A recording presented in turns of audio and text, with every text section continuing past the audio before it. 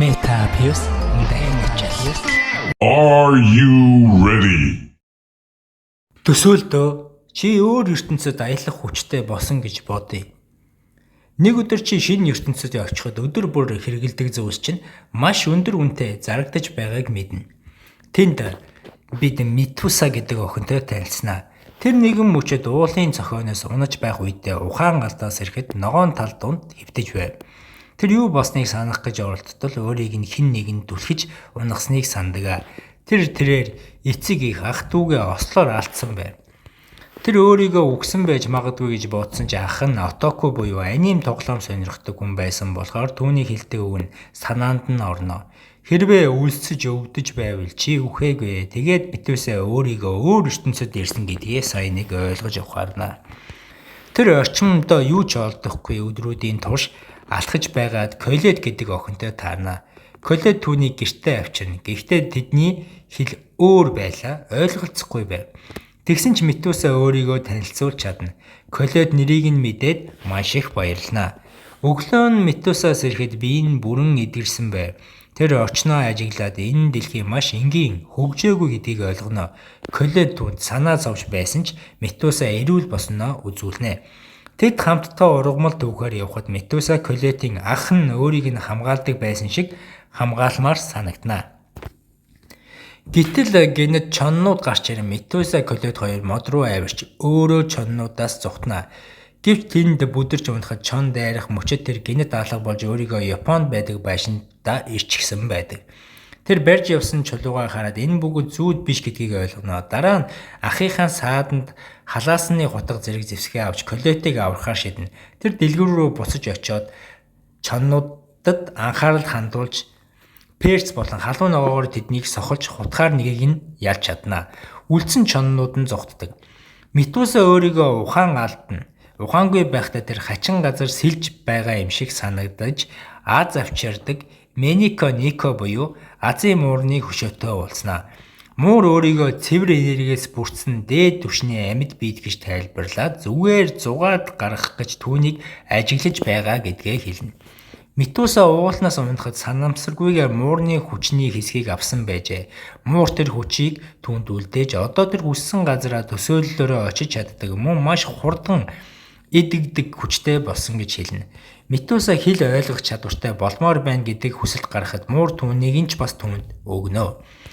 Сэрхэд тэр дахиад Колетийн гэртээ бүрэн эдгэрсэн байв. Энэ удаа тэр Колетийн үгийг ойлгож чадна.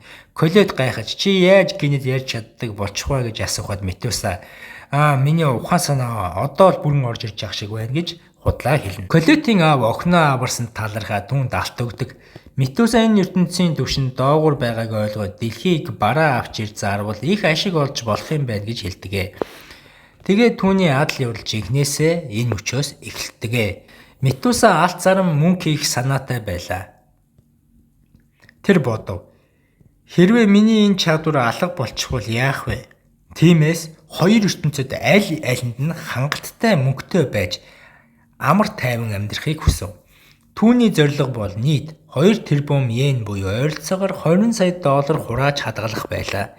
Тэр юу зарж болох талаараа бодож эхэллээ. Шүдэнз, асаагур, бүр жорлонгийн агаар цэвэрлэгч хүртэл энд маш үнцэнтэй юм шиг санагдав. Тосгоны ирчүүдийг ярилцаж байхад Метуса энэ нутгийн эзэн бол хааны тухай мэдэж авна. Тэгээд тэр нийслэл хот руу явхаар шийдэв. Гэхдээ Колет түүнийг сонсоод түүнийг яваасаа гэж хүссэнгүй. Метуса түүнд нийслэлд намайг хүлээж байгаа найзууд байгаа. Дараа нь буцаж ирнэ гэж амлажээ. Өглөө нь тэр морин тэрэг хөлөглөж нутгийн эзний хот руу хөдлөлөө. Энэ нийслэлд хүрэхээс өмнө дэмжлэг авах төлөвлөгөө байв. Замдаа явхдаа Метуса гэнэт би угаалга хийгээгүйгээс болоод муухай өмнөртөж байна шүү дээ гэдгээ сайн нэг ойлгоно. Тэгээ жолоочд түр буугаад ахыг гээд хөнгүү газар бууж шууд өөрийгөө Японд байгаа байшин руугаа шилжүүлж чаддаг.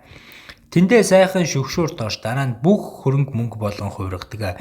Интернетээр хайлт хийж хэлний чадвартайхаа ачаар гадаад сайтууд руу төвгүй олно. Тэр Wolfgang буюу Чоны соёо нэртэй хувийн хамгаалалтын компани талаар мэдэж аваад Google газрын зураг ашиглан тэдний байрлал руу шууд очиж чадна. Өмнөд Африкт байрладаг энэ компани хамгаалагчид мөнгө өгч дотгош ормогцон удирдагчтай нь уулздаг. Метуса түүнд өөр ертөнцид алтаа үзүүлэхэд тэр хүн нэг ширхэг $200 орчмын үн хүрнэ гэж үнэлжээ. Ингээд Метуса зорилгодоо хүрэхийн тулд 80,000 алт цуглуулах ёстой гэдгээ тооцоолж чадна. Тэд тохиролцож Метуса өөрийгөө хамгаалахын тулд буу болон буудлагын сургалтанд орно. Тэр интернетээс илүү сайн судалгаа хийж ямар бараа энэ ертөнцид хамгийн ашигтай зарагддаг болохыг бодож гарна. Мөн гялалтсан соёл чимэглэл тусгаалan хийсэн хувцас захиална.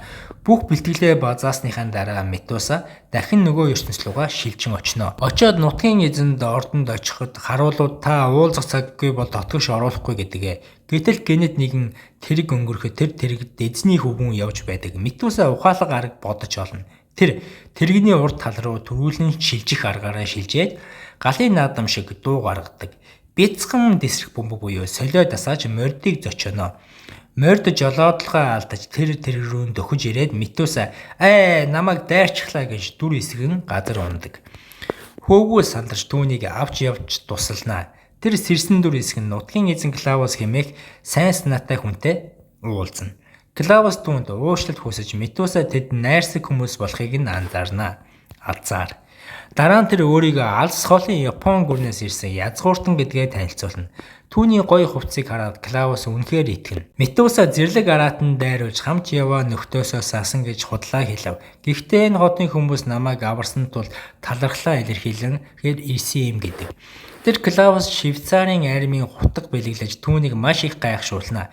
Клаус түүний дараа хаашаа явах гэж байгаа асуухад Метуса би нийслэл рүү явах гэж байна гэж хариулдаг.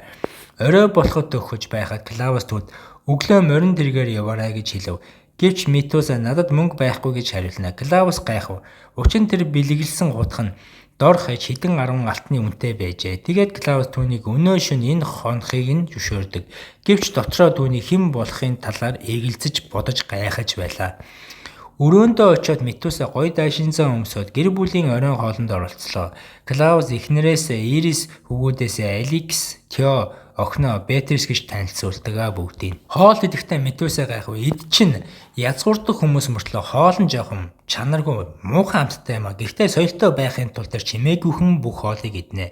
Хоолны дараа Клаус түүнийг чи үнэндээ хин юм бэ гэж асуугаад тэгэхэд Метуса эцэг их маань нас барсны дараа миний улсад хин хаан болох талаар маргаан гарсан. Би амь нас хамгаалахын тулд зугцсан юм гэж худлаа түүх зохионо.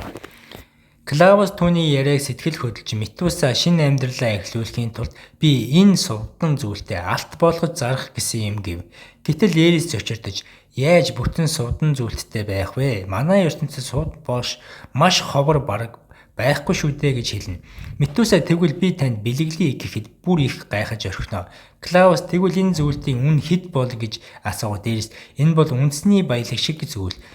Үүнийг алт мөнгөөр хэмжих аргагүй гэж хариулна. Клаус тэгвэл дуудлага худалдаанд оруулъя гэхэд Эрис үгүй хүмүүс үүнийг мэдвэл бидний араас бид нарыг алхаар ч хөөж магадгүй гэж хэлдэг. Метасус анх зүйлтэй өгч эзний итгэлийг олж хөрөнгө босгох санаатай байсан ч одоо инх нь аюултай гэдгийг сайн нэг ойлгоно. Тэр тэгвэл зүйлтийг хэсэг хэсгээр нь салгах гэж хэлэхэд Эрис бараг уурлана. Метас зүгээр л жижиг дэлгүүр нээхэд хэрэгтэй алтал хүсэж байна. Надад ээжийн минь санагдуулж байна гэж зөвлөнө гэж хэлэхэд Клаус болон Эрисийн сэтгэл хөдлөж зөвшөөрдөг. Дараа нь Тео таны хутаг үнэхээр гайхалтай өөр ийм зүйл байна уу гэж асуухад Метаяа эвхдэг жижигхэн хутаг гаргаж ирдэг. Нэг алтаар зарж болно гэв. Теож тэр даруй худалдаж авна. Энэ Метасыг дэлхийн үнд цэнтэй харьцуулбал 10 дахин ашигтай 8 байдаг. Беатрис та ямар дэлгүүр нээх гэж байгаа юм бэ гэж сонирхоход Метаяс эмэгтэйчүүд зориулсан гой сайхны болон гоёл чимэглэлийн зүйлс зарна. Бас зарим хүнс хийж болох юм гэж хариулдаг. Клаус түнд харин тариа ургац сүүлийн үед муудаж байгаа гэж анхааруулдаг. Метаяс ахыхаа зааж өгсөн мэдлэгээр тариаг байнга нэг талбай тариад байвал хөрсөн ядардаг. Ээжлэн тарих ёстой гэж тайлбарсан байдаг. Клаус түүний мэдлэгт гайхаж тэд шин санаануудаа бүтээл гаргах талаар ярилцаж хөгжилтэй өрөөг өнгөрөөнө. Гэвч Метаяс гэр бүлээ санаад нулимс туслуулна. Клаус түүнд тайвшруулахад нь тусална. Маргааш нь Метаяс эзэн Клаусын өгсөн алт зөвшөөрлийн бичгтээ нийслэл рүү мордож түүнийг хамгаалахаар хэдэн зарснаар дагалдан явна. Ингээд тэд баяр хөөртэйгээр аялалтаа гарч нийслэлд хүрээд эзнийхээ загтлыг ачаар дэлгүүр байр олно. Тэр дэлгүүрээ нээж дэлхийн хямдхан дэлгүүрүүдийн бараануудыг байрлуулж бат зарим тансаг зүйлсийг ээлжлэн тавина. Ингээд Метавасын хоёр ертөнцийн дэлгүүр албан ёсоор нээгддэг юм. Өдөр өнгөрөх тусам дэлгүүр нь хүн орж ирэхгүй байлаа. Метавас тайвнаар байв. Удахгүй хүн ирнэ гэж өөрийгөө зоригжуулсан ч дараагийн өдөр ч бас нэг ч үйлчлүүлж ирсэнгүй. Тэр санаа зовж эхлэв. Яагаад хүн ирэхгүй байгаа юм бол гэж бодон суутал эцэст нь хідэн охид дэлгүүрт орж ирлээ. Метавас баярлсандаа бараг уйлах шахав. Охтууд дэлгүүрийг тойрон сонирхож үзэн байгаад нэг зүйл дээр анхаарлаа хандуулв. Тэр үед Метавас энэ бол загас цэвэрлэхэд зориулсан арьс хуулах багаж юм гэж тайлбарлав. Гэтэл охид гайхаж орхино. Тэдэнд ийм зүйл огт байхгүй байлаа. Охтууд бусад зүйлсийг ч харсан ч эцэст нь юу чухалж авсангүй. Метавас одоо яана гэж сандарч эхэлтэл нэг охин шампун харж энэ юу юм бэ гэж асууад Метавас энэ бол гэмтсэн үсийг зөөдрүүлж гялцуулдаг иж хидтэй шингэн гэж тайлбарлав. Гэхдээ үнэн 8 мөнгө байсан тул охтууд хэд үнэтэй юм бэ гэж хэлээд яахваар шийддэг. Метавас тэдний араас гүйжчихэд үнгүй туршиж үзээрэй гэж шампуныг өгч санал болгов. Гэвч охтууд бид хоол идмээр байна гэв. Тэр үед Метавас дахин үйлчлүүлж ирэх эсгээ мэдэхгүй байсан тул за би хоолч бас өгье зүгээр л байгаарэ гэж гуйлаа. Охтууд дургүйхэн зөвшөөрөв. Метавас баярлсандаа уйлчлав. Тэр нэг охины угаалгын өрөө рүү дагуулan оров. Найзууд нь юу болох гэж байна гэж санаа зовж байсан ч охин халуун шгшүүрт орж үзээд гайхаж сэтгэл нь ихэд хөөрөв. Метавас түүний үсэн шампун дөрхөж дараа нь биеийг нь угаалгын шингэн өгч туршуулав. Үсийг нь сэнсээр хатаахад охин эн чинь ич шидүү гэж алмаарнаа. Тэр охины үс зөөлөн гэлдсэн болсонд бүгд гайхшин шампун биеийн угаалгын шингэн хоёулыг нь худалдаж авнаа. Метуса бас нэгэн зүйлд зарж чадлаа. Удалгүй охтыг гидсэн өсөж дуугарч эхэллээ. За хоол хийгээд гал тогоо руу явна. Гэхдээ охин түүний мод хэрэглэхгүйгээр гал гаргаж байгааг хараад чи чулан байна штэ гэж айцгаалаа. Гэсэн ч удалгүй Метуса босч ирээ шүл авчирлаа. Охид амсаж үзээд ямар амттай юм бэ гэж биширнэ. Энэ үнэндээ түргэн шүл байв. Дараа нь тэр загас гаргаж ирэхэд охид бүр зочирдно. Метуса юу болчихов вэ? Би буруу юу хийчих вэ гэж гайхсанд охид амтсны дараа бүгд дуртай боллоо. Ингээд Метуса дараагийн хоолнуудаа гаргаж бүгдийг нь нэг шидийн амттай болгож өглөө. Явахынхаа өмнө тэр охидод энийг хамт ажилладаг хүмүүстэй өгөөрэй гэж шоколад бэлгэлээ. Метуса анхны худалдаагаа хийсэндээ баярлаж одоо тэд намайг бусдад хэлэх байх гэж найдана. Гэвч охид шоколад барин энэ чин шолмын ич хидийн амттай юм байвал яана гэж айцгаалаа. За юу гэсэн тушаасныг нь дагуу хамт ажиллах ёстой өгөө гэж шийддэг. Тэд шоколадоо тогооч Мерселд авчирд тэр бол тэдний эзнэнгийн байшингийн ахлах тогооч байв. Мерсел шоколадыг амшиж үзээхэд охид айж байсан ч тэр ямар гайхалтай амт вэ гэж баярлана. Тэр энийг хаанаас авсан юм бэ гэж асуухад тэр яг тэр үед эзэгтэй орж ирэв. Охид бүх зүйл болсон явдлыг тайлбарлаж өгч эзэгтэй шампун худалдаж авахар туршиж үзэхээр шийднэ. Мерсел охтоос та нар загас идсэн үү гэж асуухад охид тийм ээ шинэхэн загас байсан гэж хариулдаг. Гэвч эзэн гайхна. Хамгийн ойрын загасчны досн хүртэл морин тэргээр явхад 10 хоног зайтай шүү дээ. Тэгэхээр яаж шинэхэн загас байж чадах юм бэ гэж бодов. Нийслэлд болсон энэ сонин явдлын дараа эзэн тэр тогооч Мерселийг Метусагийн нууцыг мэдхээр илгээхээр шийддэг. Мерсел дараагийн өдөр Метусагийн дэлгүүрт ирлээ. Тэр дэлгүүрийн бараануудыг сонирхож үзээд загас цэвэрлэгч багжийг нь хараад энэ сонирхолтой юм байна гэж хэлв. Тэр хэдэн зүйл сонгож аваад төлбөрөө хийх юм та яагаад загас цэвэрлэгч зарж байгаа юм бэ? Манай нийслэл чинь усч байхгүй, загасч байхгүй шүү дээ гэж хэллээ.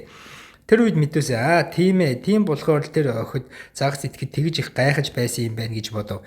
Мерсел түүнээс та надад загас зарч болох уу гэж асуугаад тэр өөрийгөө Ренегийн гэр бүлийн тогооч гэж танилцуулна. Урд нь ахлах тогооч байсан хүн өвдснөөсөө хойш тэр ажилд орсон байжээ. Одоо тэр айлын охин Аделийн насанд хүрсний баярыг хүлээн авалтыг бэлдэж байгаа. Энэ бол язгууртны охид нийгэм танилцах чухал ёслол байлаа. Гэвч Рене гэр бүл саяхан язгууртны зэрэг авсан тул бусдыг төдийлөн хүндэл хүлээхгүй байв. Тиймээс Марсел хэрвээ би шинэхэн загас хийж чадвал бүгдийг гайхуулах юм байна гэж боджээ. Метуса түүнд тусламар санагдан би бүх төрлийн асуудлыг шийдэж өгдөг зөвлөгөөний үйлчлэлд үзүүлж чадна гэж санал болгов. Удалгүй эзэн Рена түүний эхнэр хоёр нь ч Метусагийн дэлгүүрт ирж хоол амталж үзэхээр болов. Метуса янз бүрийн хоол хийж өглөө. Бүгдэнд нь маш их таалагдсан тул эзэн түүнд манай баярын хоолыг хийж өгөөч гэж гуйв. Гэхдээ Метуса зүгээр хоол хийх нь сонирхолгүй бай. Би бүх арга хэмжээг бүрэн зохион байгуулмаар байна гэж хэлдэгэ. Хувцас үзүүлбэр чимгэл бүгдийг гэж хэлэв. Эзэн гайхсан ч зөвшөөрдөгөө. Явахынхаа өмнө эзэн эхнэр надад дахин шампунь биеийн шингэн өгөөч гэж гуйхад Метуса илүү тансаг хөлбөрийг нь гаргаж ирээд өндөр үнээр зарлаа. Дараа нь Метуса Ренагийн байшин руу очин Марселийн хамт гал тогоонд ажиллав. Тэр зочдод хүрэлцэхгүй хэмжээний хоол байхгүй бол энэ нь доромжлол болно гэж хэлв. Метуса том хэмжээний хоолны жор хайж тогооч нарыг удирдан зааварлаж эхлэв. Дадлаг хийж байх үед Адель ирж Метусаг түүнтэй хамт дэлгүүр рүү буцаав. Тэр хамгаалагчдыг гадаа үлдээгээд Аделийн хэмжээг авахар хэрэгтэй гэж хэлв. Дараа нь Аделигийн нүдийг халахлаж түүний дэлхийн тал руу Японд байгаа хувцсын загварын газар авчирдаг. Тэнд нэг эмэгтэй Аделийн биеийн хэмжээг авч олон төрлийн дайшинсны загвар гаргаж ирлээ. Метуса хувцсыг тэр эмэгтэйд даатгаж орхив. Метуса Аделиатай ярилцж ээж аав чинь чамайг энэ арга хэмжээнд сайн харагдуулахын тулд маш их хичээж байна. Тиймээс бид амжилт гаргах ёстой гэж хэлв. Адель түүнийг ойлгож би ч бас энэ үдэшлэгийг хамгийн сайхан болно гэж шийддэг. Удалгүй Метуса баярыг бэлтгэлдээ дарагдан дэлгүүрээ нээж амжилгүй завгүй боллоо. Тэр завгүй байх хоорондоо хэн нэгэн хаалгыг нь тогшин дэлгүүрт нь орж ирэхэд гэж оролдож байв. Баалын үдэшлэгийн өдөр ирлээ. Эхэндээ язгууртнууд идэж буй хоолндоо тэмч сэтгэлдтэй байсангүй. Рене бүх зочдод талархал илэрхийлэн одоо тоглолт эхэлнэ гэж хэлв. Өшиг нээгдэхэд Метуса чанга яригчаар ярих эхлэхэд тэр Аделийг тайлцуулан охин цагаан дайшинстай гарч ирэв. Бүх хүн түүнийг үнэхээр үзэгсэнтэй гэж бодож дайсны загварыг биширч байв. Тэд гинэт гэргийн тойронд нь цэцэгсийн талбай хараад гайхаж ихсэнд энэ Метусагийн ашигласан проектор байжээ. Удалгүй Адель хуйг өмсөж баатар шиг хувцсан гарч ирэхэд Метуса үзэгчд зориулан үлгэр шиг зүйл ярьж эхэлнэ. Хүмүүс гайхан бишир сүүлийн хувцас солил хийхэд бүгд алгадшив. Аделийн өөрийгөө албан ёсоор танилцуулж язгууртнуудыг баярлаж хөөргөв. Үүний дараа Метуса энгийн хоолноос гадна гадаадын тусгай хоолнууд нь ч байгаа гэж зарлав. Хүмүүс үзэхдээ тэнд загас байсан бөгөөд бүгд гайхаж энийг идэж үзэж болох уу гэж асуув. Гэвч идэж үзэхэд үнэхээр маш гоё амттай байв. Бүх зүйл сайхан болж байтал гинэт нэгэн Метусаг барьж авав. Тэр нь Ирис байлаа. Ирис түүнийг Клаус руу авчив. Би хэд хэдэн удаа дэлгүүр чинь очисон байн хаалттай байсан. Юу хийж байгаа юм бэ гэж асуулаа. Метуса би ажилтай байсан гэж тайлбарлаж байтал нэг тоогооч ирж хоол дуусч байна гэж орилов. Метуса бид хоёр дахин их хоол бэлдсэн шүү дээ гэж гайхав. Гэвч зочид шинэ амттай хоолнд хэд их дурлсан тул бүгд ихээр идэж байжээ. Тэр яаралтай гал тогоо руу гүйж очив. Бүгд урам хугарсан байгааг харлаа. Тэгээд Марсел урамшуулж бидний хийж болох зүйл байна. Төмөс байна шүү дээ. Шарсан төмөс хий гэж хэлв.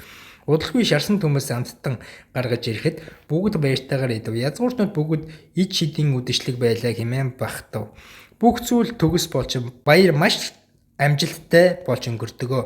Баяр дуусны дараа Метуса дэлгүүрээ дахин нээв. Одоо үйлчлүүлэгч олон болж тэр баярыг ажиллаад 260 алт олсон байдаг. Энэ баг 26 сая йен гэсэн үг юм. Тэр арга хэмжээнд дээр авсан зургуудыг язгууртнуудад өндөр үнээр зарах боломжтой болжээ. Гэтэл нэг өдөр нэг ир орж ирээд надад загас өг гэж сүрдүүлв. Метуса манай загас байхгүй гэж хэлэхэд ир уурлаа. Наа загасаа үгүй бол хохин шүү гэж сүрдүүлвэ. Тэр өөрийгөө бараан Туркийн тоогооч гэж танилцуулв. Би тэр Балт орсон манай эзэн одоо ердийн хоолнд дургүй болсон. Хэрвээ надад тэр загас байвал би бас тийм амттай хоол хийж чадна гэж ууртай хашгирнаа. Метуса би загас зардаг хүн бишээ гэж тайвнаар хэлэхэд тэр улам уурлан. Гэвч яг тэр үед Ирис гинэд орж ирлээ. Тэр чи яагаад бидэнд дахиж ирэхгүй байгаа юм бэ гэж инээмсэглэн асуулаа. Метуса нүдэндээ нулимстайгаар энэ хүн намайг сүрдүүлж байна гэж хэлв. Клаус ч бас орж ирэв. Тэр ир рүү хүйтнэр харлаа. Айсан тогооч хулгайч шиг зүхтан гүйж зүхтваа. Үүний дараа Ирис Клаус хоёр Метусаг дагуулan хамт буцаж очлоо. Түүнийг халамжилж гэр бүл шигээ дулаахан өгтөн. Метуса Ирис Клаус хоёр гэртээ авчирмагц түүнийг Беатрисийг ухтан авч чи сүүлийн үед юу хийж байсан юм бэ гэж асуув.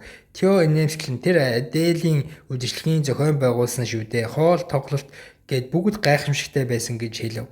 Беатрис атаархаж би яагаад тэрэнд очиж чадаагүй юм бэ гэж уурлав. Ах нартайгаа уурлан хөөж хоёр хүн инээдтэйгээр гүгээд орхилоо. Дараа нь Беатрис Метусаг миний үдэшлэгт бас чи зохиож байгуулж өгч болох уу гэж асуухад Метус жаахан санаа зовсон ч тгий гэж зөвшөөрдөгөө. Тэд хамтдаа хооллож Клаус түүнийг магтан бас баяр үнэхээр гайхалтай болсон. Гэхдээ нэг зүйл сонирн байна. Тэр хоол элгүүрийг чинь Зевсийг хаанаас олсон юм бэ гэж асуудаг. Метус түр бодоод эд бүгд миний нутагт байгаа найзууд дэлгээсэн зүйл шүү дээ гэж худал хэлв. Би тэр хоолыг бүгдийг нь ашиглажчихсан. Одоо үлдсэн зүйлсээ дэлгүүртээ зарж байгаа гэж хэлв. Тэд энэ тайлбарыг жаахан сонин гэж бодсон ч Метуса тийм л хүндэ гэж инээмсэглэн хүлээж авдаг. Аликс инээмсэглэн баяр дээр чинь үнэхээр сайхан харагдаж байсан шүү гэж хошигнов. Гэвч Метуса дотор шүнчин Аделинд анхаарал хандуулсан шүү дээ гэж бодов. Тэгээд тэд шүнжин газар тариалан сайжруулах талаар ярилцсанаа. Тэр өөрөө Метуса өрөөндөө байтал Петрс орж ирв. Тэр Петрсийг үдшилхийн тухай ярьж Метусын тэн тансаг тэрэг амттан хоол бүр салиуд буудна гэж мөрөөдөлтөөгөө тайлбарлана. Петрс энийгээ чи хизээ нэгэн цагт хүнтэй үерхэж байсныг гэж асуухад Метус ичингүүрэн үгүй би одоохондоо хэмт сэтгэл алдарч байгааг гэж хэлдэг. Гэтэл тэр Петрсийн гарт нэг жижигхэн цаас барьсныг анзаарав. Энэ юу вэ гэж асуухад охин нуугдахыг оролдов. Метус цаасыг авч үзэхэд дотор нь асуултууд бичээстэй байв. Хэн чамааг энэ бүхнийг асуухыг хүссэн юм бэ гэж Метус ширүүн дуугаар асуухад Петрс би хэлэхгүй гэж хэлдэг. Метрус хэрвээ хэлэхгүй бол би чиний үдшилтийг зохион байгуулахгүй шүү гэхэд охин айж Аликс ах надаар үнийг асуулгасан юм гэж хэлдэг. Тэгээд тэр нэмээд Тео бүр Клаус ах хүртэл надаар асуулах гэж байсан гэж инээлднэ. Метрус гайхан тэгээд тэд бүгд чамд мөнгө өгсөн үү гэж асуухад Петрс толгой дөхөв. Тийм ээ асуулт бүрийнхээ төлөө нэг алт өгсөн гэдгээс хэлдэг. Метуса энэгээ тэгвэл би чамд 2 алт өгье гэхэд дараагийн удаа намайг буруу ойлгуулж байгаарэ гэж хошигнож хэлээд Батисаг зөвшөөрлөө гэж баярлаж гүйж гардаг. Дараагийн өдөр нь бороо ороход шинжтэй байсан тул Метуса өнөөдөр үйлчлүүлэгч ирэхгүй байх гэж бодлоо. Гэхдээ би борооны шүхэр зарж болох юм байна шүү гэж бодож амжаад байтал гинт нэг шижигтэй дэлгүүрт орж ирэв. Метуса болгоомжлон зогсож байтал нэг охин араас нь орж ирэн зогс гэж хашгирлаа.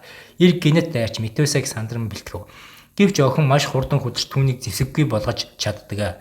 Ир Метусагийн нэг хутаг авч би чамайг барьцааж авна гэж сүрдүүлэхэд Метуса хурдан гартаа байсан хамгаалалтын цахилгааныг цацаад ир нүд нь хорсож гүйж одвоо. Гэвч тэр хутгийг нь авч явсныг мэдээд Метуса хутга минь гэж гүйж араас нь хөв. Гинэт дээрээс нэгэн ном сумтай ир рүү сум харгаж өөр хідэн адал явдал гарч ирэв. Тэд бүгд нэлтэр ирийг барьж авдаг. Метуса баярлан та нар жинхэнэ адал явдал хайгч нар уу би та нарт нэг даалгавар өгөх гэсэн юм гэж хэлв. Тэд гайхан дэлгүүрийн эзэн бидэнд даалгавар өгөх нь гинэ гэж инээлдэв. Тэд бүгд дэлгүүр рүү норж ирээд өөрсдийгөө танилцуулав. Сэлэмчин Свен, Жадчин Спен, хүчтэй дажин Грит, ном харваж Элиса. Свен инээмсэглэн бидэнд ямар даалгавар өгөх гэж байна да хатагтай гэж асуухаа сүүлийн үед хотод шижигтэй хүмүүс ихсэж байгаа гэж Свен хэлв.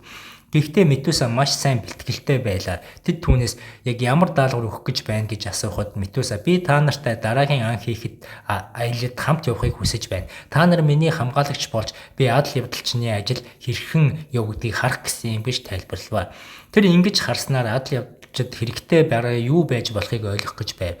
Бүлэг нь хилцээд эцэст нь Метусагийн саналыг хүлээмжшөөрөхөөр шийддэг. Метуса энэ аялалаар би олон санднаа олж мөнгө хийж чадна гэж баярлаж бодоод багчны дэлгүүр рүү явж хэрэгтэй зүйлсээ бэлтлээ. Адал явдалчид аялалдаа гарахад Метусагийн хувцсыг хачин байсан тул бүгд гайхав. Тэд ой руу орж ангийн бэлтгэлээ хангаж эхэлвэ. Тэд завсарлага авч амрах үедээ Метуса та нарыг ажил хэрэгт явж байна гэж асуув. Тэд сүүлийн үед тайван байгаа болохоор бид ихэвчлэн жижиг даалгавар хийж байна. Тиймээс чи бидний ажлуусанд баяртай байна гэж хэлдэг. Тэд ургамалт өгж шүн буудал байгуулж тэдний хийсэн ор маш энгийн байсан тул Метуса хэрвээ бороо орвол яах бол гэж бодоо шууд ухсардаг майхан гаргаж ирэв. Бүлгийнхэн гайхан эн чинь ид шидүү гэж уулга галтав. Охид шүл хийх гэж оролцсон ч Элиса би хоол хийхдээ муу шүү гэж хэлв. Тэд гал асаах гэж их зовж байтал Метуса би оролдож үзье гэж хэлэхэд шингэн түлш ба асаагч ашиглан шууд галыг асаав. Шүн Метуса надад тедэрхий их хоол байна гэж хэлээд тэдэнд Минотосын шүл хуваалцдаг. Тэд гайхалтай амттай гэж хэлээд бүгд баяртай байдаг. Свен энэ хоолыг чинь дээдсүүдэл бүр худалдаж авах байх, бүр цэрэг аринч хэрэгтэй байх шүү гэв. Метуса би жирийн хүмүүст хүртэлх боломжийн үнэтэй байхыг хүсэж байна гэж хэлэхэд бүгд сэтгэл нь хөдөлж баярлана. Шөнө болох үед Метуса усанд орох гэж усны хувцас өмсөв. Гэтэл бусдын зочирд нь чи баг нүцгэн байна шүү дээ гэж орлов. Метуса өөрийгөө буруу ойлгуулснаа мэдээд ичээд инээв. Охид түүнийг усанд нь дагуулж явж харин хамт орохыг санал болгож чи сонин хүн юм а гэж татгалзав. Дараагийн өдөр тэд ан хийж эхэлцгээлээ. Элиса ном сум шидсэн ч бай онсонгүй. Метуса холд байсан шувууг харж намайг оролдож үзье гэж хэлв. Свен тэрийг нь онож чадалгүй дээ. Модон саадаад байв. Гэвч Метуса зоригтойгоор номт буугаагаа чиглүүлнэ яг онж харавдаг. Бүгд гайхаж яаж ингэж чадаж байна гэж асуухад үнэндээ тэр өмнө нь хөлсний цэргийн бааз сургалт хийж байсан гэдгээ хэлдэг. Тэд буцах явцдаа Метуса ариун цэврийн өрөө орох хэрэгтэй болж хэсэг холтлоо. Гэвч тэр гинэд нэг зэрлэг гахаатай таалаа. Метуса зүхтаасан ч гахаа хойноос нөхөө. Цааш явах аргагүй болоход тэр бууга гаргаж хэд хэдэн удаа буулаа. Гахаа дайрч ирэх гэж байснаа унаж өгдөг. Бүлгийнхэн дуу чимээ сонсоо гүйж ирв. Метуса бууныхаа мөрийг нуухын тулд хурдан сум шидэж ном сумаар авлаа гэж хэлдэг. Тэд сая буу шиг дуу гарсан шүү дээ гэж гайхав. Метуса гэдэг чинь ер нь их сонин гэж бодоод илүү асуулгүй орхив. Хот руу буцсны дараа тэд амжилттай даалгавар дууссандаа баяртай байв. Грек асаагуур хүнийг асуухад Метуса ердөө нэг мөнгөн зоосны үнэтэй гэж хэлв. Охид үүнд гайхсан ч эрэгтэйчүүд хоол хийх бидний ажил биш шүү дээ гэж тоохгүй өнгөрөөдөг. Метуса дараа нь усны хувцастай сэтгүүл гаргаж ирэхэд бүгд зочирдсон. Эн чинь юу юм бэ гэж ойлов. Метуса миний нутагт хүмүүс ийм хувцастай амралтанд явах нь хэвийн зүйл шүү дээ гэж тайлбарладаг. Гэсэн ч бусд нь гэхдээ энэ оронд ингэж хувцлах нь зохимжгүй байх гэж зөвлөв. Бүх зүйл ойлгомжтой болсны дараа Метуса дахин хамтран ажлын дараа дахин аялалд гарыг гэж хэлэхэд Свен энэ сэтгүүлийг чинь авч болох уу гэхэд Грек түүнийг зэмлэж инээж баахан инээдтэй зүйл болж өндөрлөнө. Дэлгүүртээ буцааж ирэхэд Метуса адал явдалчдаас аяллаас олж мэдсэн бүх зүйлээ бодож би энэ бүхнийг ямар бараа хийж зарах вэ гэж төлөвлөж байв. Гэхдээ яаж илүү хурдан мөнгө олох вэ гэж бодсоор байлаа. Тэр сэтгүүлийг зарж болох тухай бодсон ч тэр муу санаа гэж шийддэг. Тэр дараа нь уран зураг урлагийн зүйл хийвэл яах бол гэж оролцсон ч өөрийгөө уран сайхны авьяасгүй гэдгээ ойлгов. Гэвч нэг санаа төрж тэр чулуун карьер руу очиод хөшөө хийх гэж оролддог. Тэр сэтгэлдээ нэг дүр төсөөлж телепатийн ашиглан бүтээхийг хүчээсэн ч анхны шөнөө аимшигтай муухай болжээ. Ядаж хоёр дахь үзье гэж бодож дахин оролцсон ч бүгд муухай болж дуусав. Эцэст нь тэр ядаж зараад үзье гэж шийддэг. Муу хөшөөнүүдэд дэлгүүртээ аваачив. Би урлагийн хичээлдээ илүү сайн байсан бол гэж харамсаж байтал гинэд нэгээр ирж эдгээр хөшөө үнэхээр аимшигтай юм. Тиймээс би муу ёрын сүнснүүдийг хол байлгахад амархан болох байх гэж хэлээд бүгдийг нь худалдаж авдаг. Метуса хөшөөнүүдийгээ зараад баярлах уу ичх үү гэдгээ мэдэхгүй хоёрдмал сэтгэлтэй хоцорч үлднэ. Гэхдээ шампань маш сайн зарагдаж байлаа. Тэр одоо дараагийн алдартай бараагаа юу болох вэ гэж бодож байтал Себений нэртэй нэг охин дэлгүүрт орж ирэв.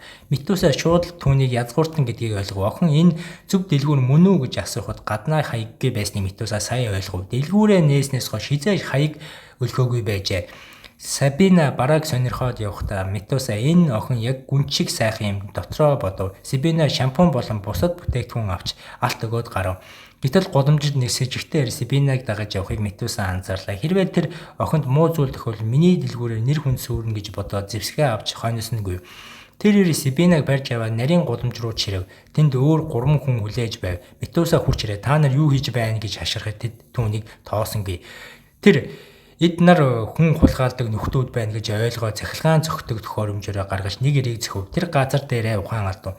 Бусд нь айж чи хинбэ гэж асуухад Метуса би бол илч гэж хэллээ. Гэтэл тэд бүгд гайхсан харсандаа ичээ цахилгааны илч гэж нэмж хэлээд чоконд оров. Дараа нь тэр цахилгаан буугаараа агаарт будаж ирчүүдийг айлгана. Тэд зүхтай гэж орилсон ч урдаас нь харуулууд гарч ирж бүгдийг нь байршлав. Тэгээд бид мэдлээ. Сабина үнэндээ л ханхугийн охин жинхэнэ гүнж байж таардаг. Метуса чимээгүй хон зүхтах гэж оролцсон ч нэг харуул захилгааны элчээ зогс гэж дуудав. Тэд бүгдийг нь харсан байжээ. Метуса захилгааны элч гэж өөрийгөө танилцуулсныг хамгаалагчид бүгд сонссон тул тэр маш их ичв. Хамгаалагч нар түүний хааны ордон руу урьж хаантай уулзууллаа. Хаан түүнийг захилгааны элч хэмээн хүндэтгэж угтав. Гэвч Метуса би элч бишээ зүгээр дэлгүүрийн эзэн хүн шүү дээ гэж засахыг оролцсон ч тэр болсон бүх үйл явдлыг тайлбарлаж хааны гэр бүлийг Сабинагийн аварсан чин сэтгэлээсээ талархна.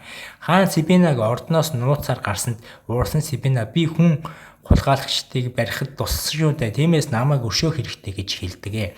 Ярианы дундуур Метуса хаанаас таны нүд муудаж байгаа юм шүү гэж асуугаад хаан тийм ээ жижигхэн бичиг уншихад хэцүү болж байгаа гэж хэллээ. Тэр томруулдаг шил хэрэгэлдэг гэж Метуса түүнд нүдний шил үзүүллээ.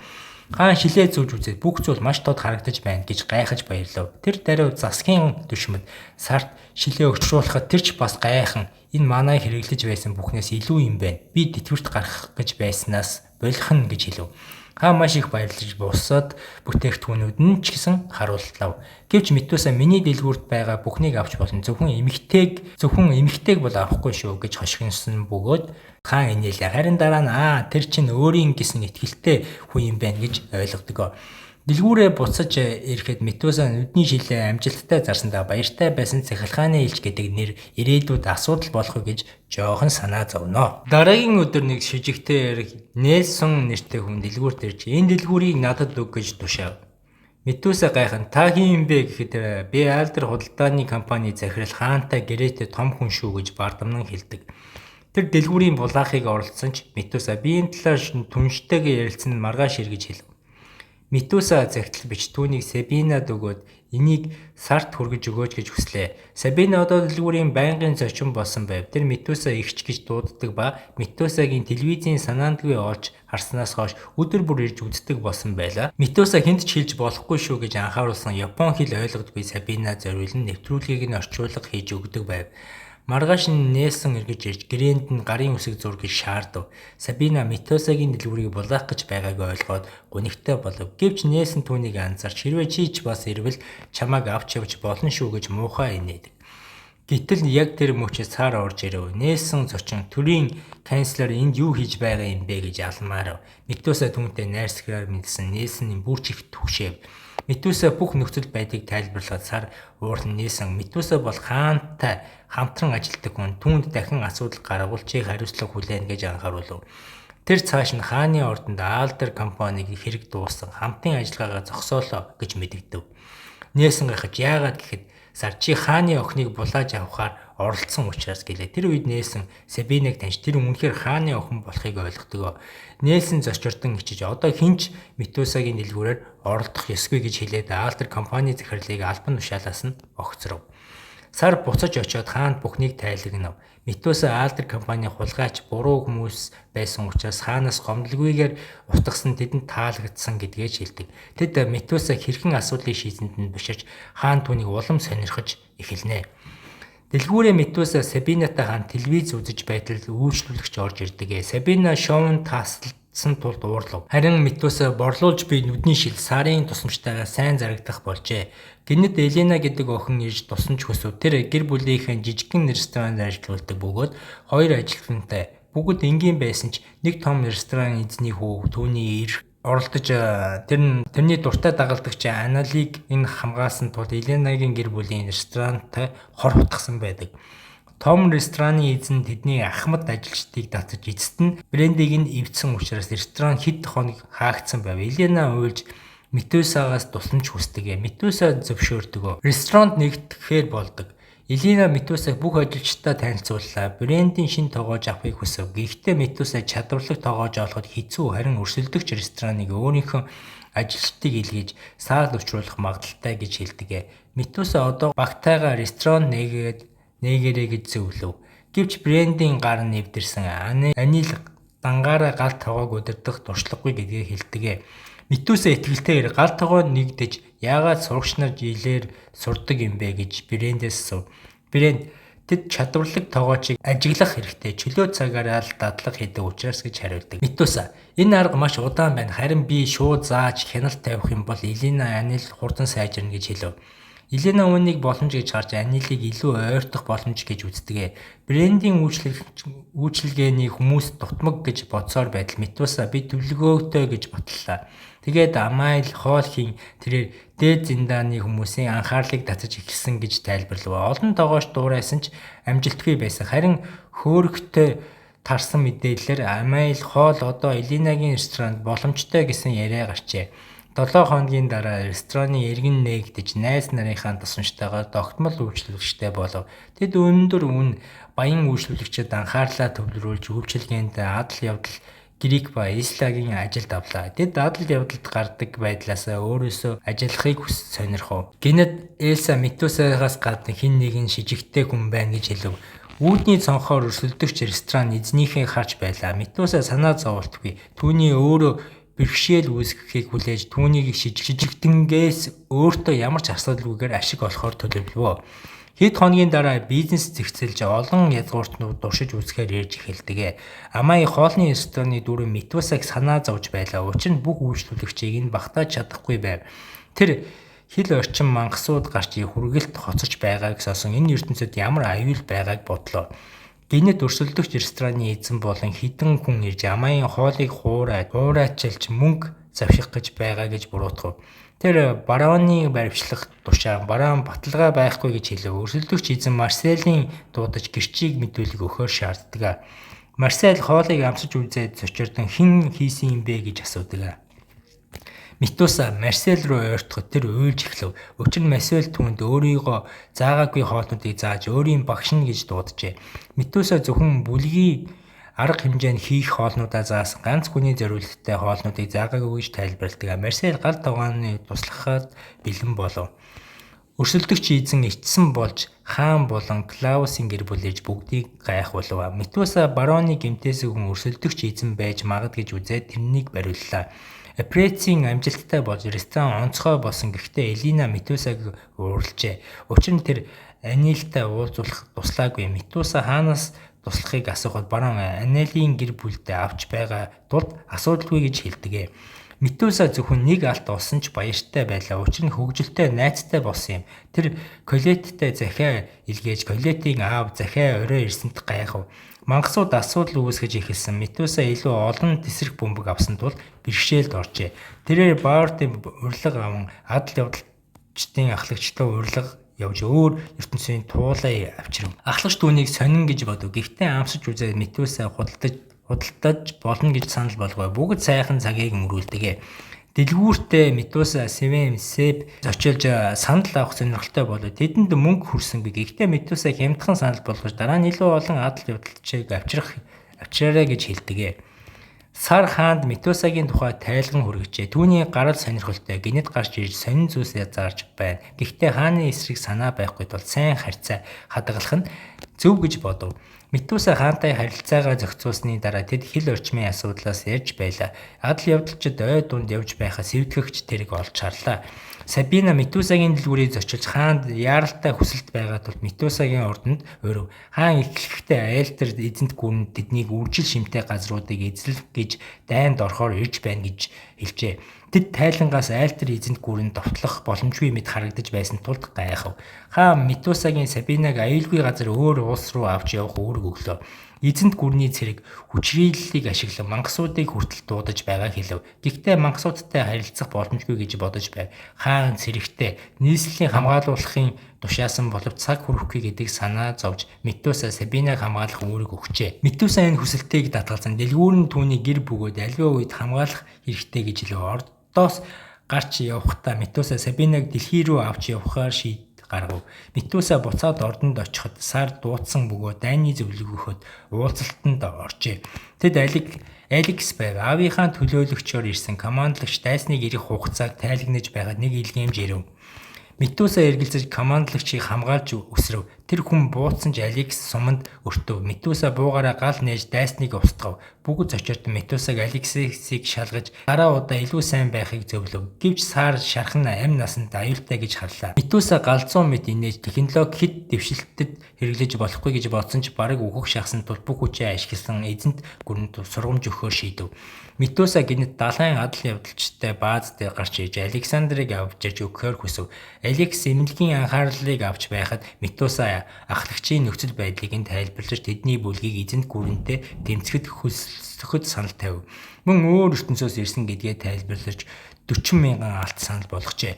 Гэвч ахлагч түүний түүхэнд итгэж чадалгүй татгалзав. Метуса нэгэнд машин жолоодож түүнийг дагаж гүйж байтал гинэд тусгаарлагдсан ертөнц рүү телепорт хийж ахлагч анх гайхсан ч эцэст нь итгэлтэй болов.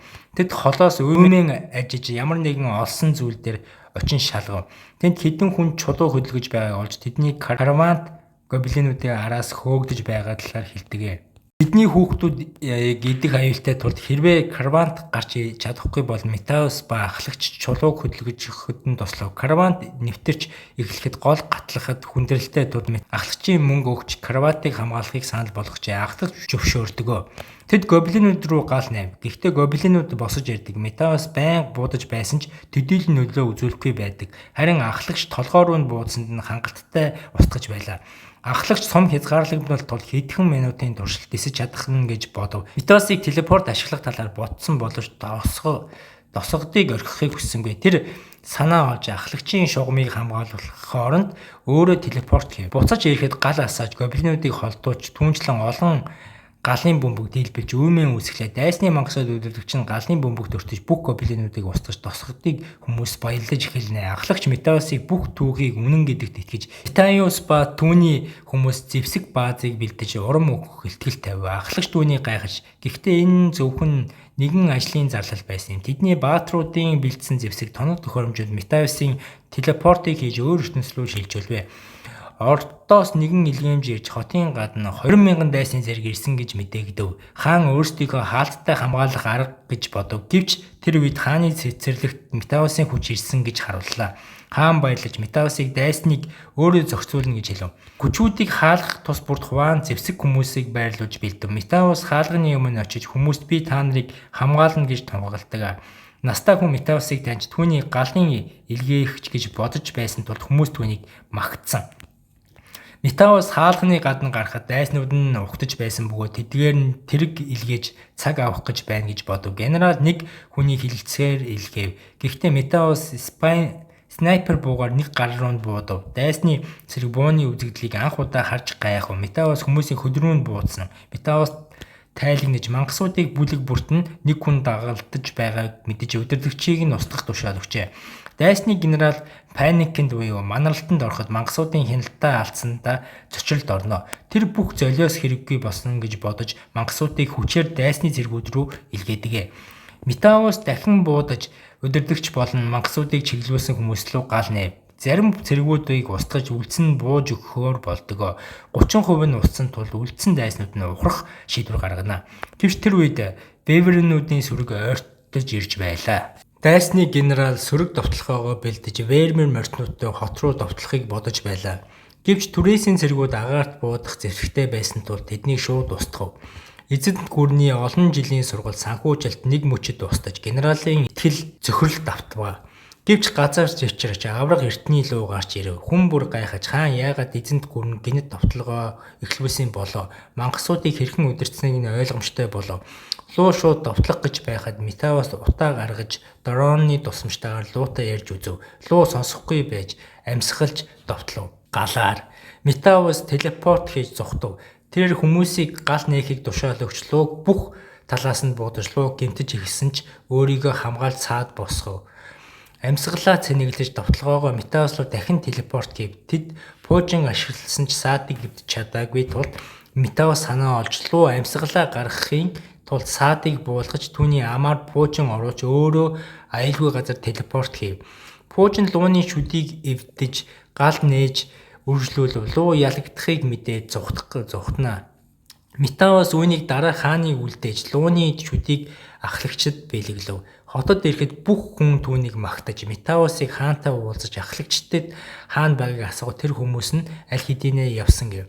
Сибина гүнжээр Метаусыг сайн байгаад баярлав. Тэрээр бүх зүйл дууссаны дараа дэлгүүртээ босч ярин тэдэндээ Колеттээс аюулгүй байдал санаа зовхон захиа бичжээ.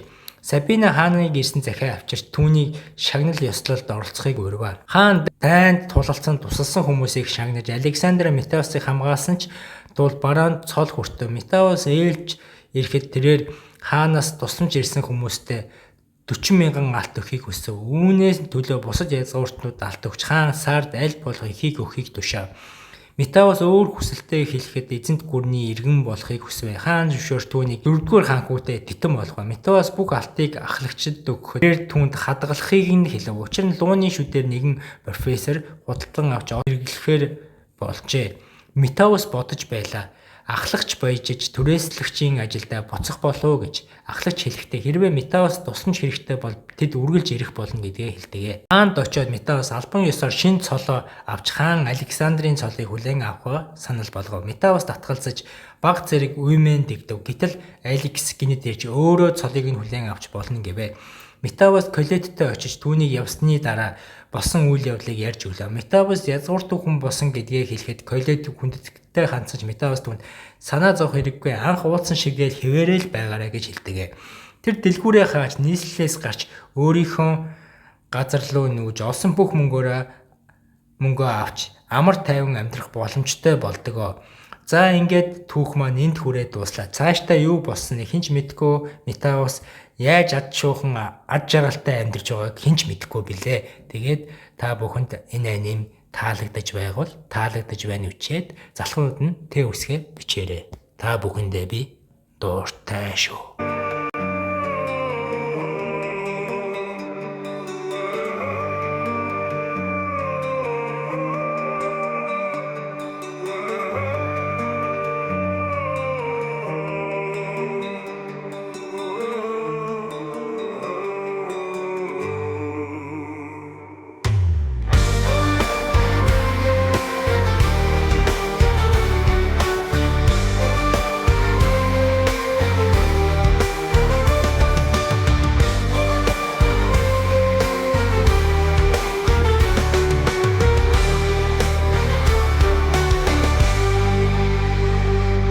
Andallen Eurolos тугарната муккашигдэрнэн Батрутны чөлтөн сигэвтэн цагийг зосон Сэлэн чакры кибер хүч буднэгэн Цэгцолэрнэн мөнхийн дайсан таймургүй көттэнгэр хүтэл чичэрнэн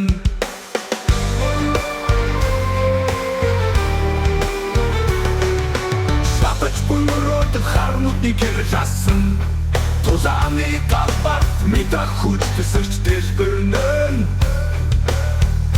Сус нэртор бүгдээрээ шата догорнэн Абесингун патри сүүчийн ахан мөрдэн